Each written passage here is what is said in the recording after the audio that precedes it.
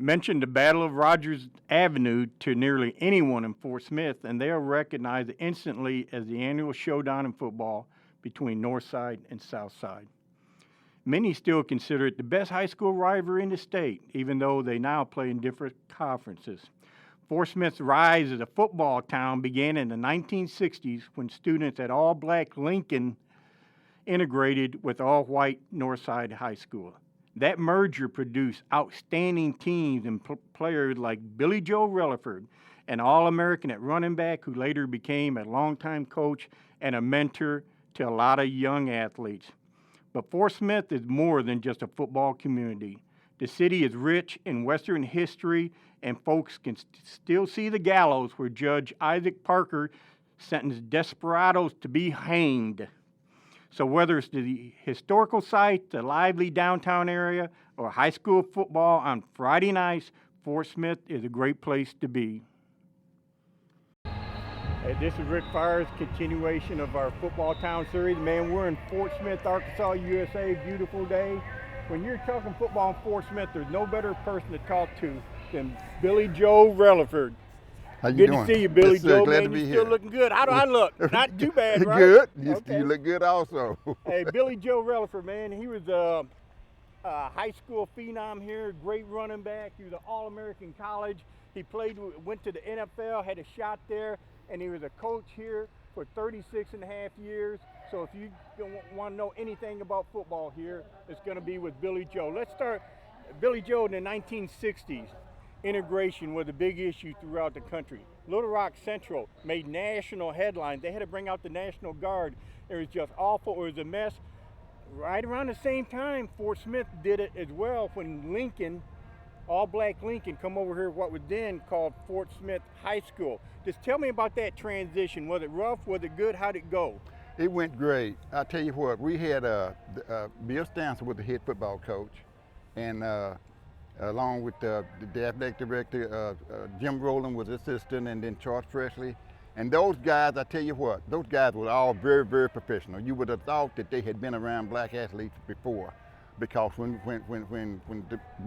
Northside integrated and the blacks came over here, there wasn't any problems out here, none at all. Everybody just fell right in place, and the guys that could play got really good positions, and the other ones, they played their part. If you could play, you could play. If you could play, you could play. No matter what color. It didn't matter. It didn't matter. And evidently the white players understood that also, because there never was any problem. So everything just went just smooth, very smooth. Now, I've covered schools from all over the place. I don't know, down there at Lake Village, down Blytheville, down there at Texarkana, up there at Bentonville. But one of my favorite rivalries, still to remain to this day, the Battle of Rogers Avenue. When you say the Battle of Rogers Avenue, everybody in Fort Smith, I don't care, maybe a 4-year-old may not know it, and maybe a 102-year-old maybe forgot about it. But tell me about the Battle of Rogers Avenue, which pits Northside against Southside. Tell me what was that like as a player and as a coach. Oh, it was a great rivalry. Southside opened in 1966, pretty close to there, and so those guys, those athletes, came from Northside, and so that even made it a better rivalry, because they used to go here, and now they're playing against Northside, and at that time they was the Southside Rebels, and the rivalry was a great rivalry, and it still is, to this day, and all week. I mean, it started on Monday. Stuff happening, activities going on, and it's kind of like the old days when Arkansas was playing Texas, that week. Love that. Yeah, oh yeah, and that's how it was. Is still now, for the most part. But it's a great rivalry, and even right now, and they even have a trophy now.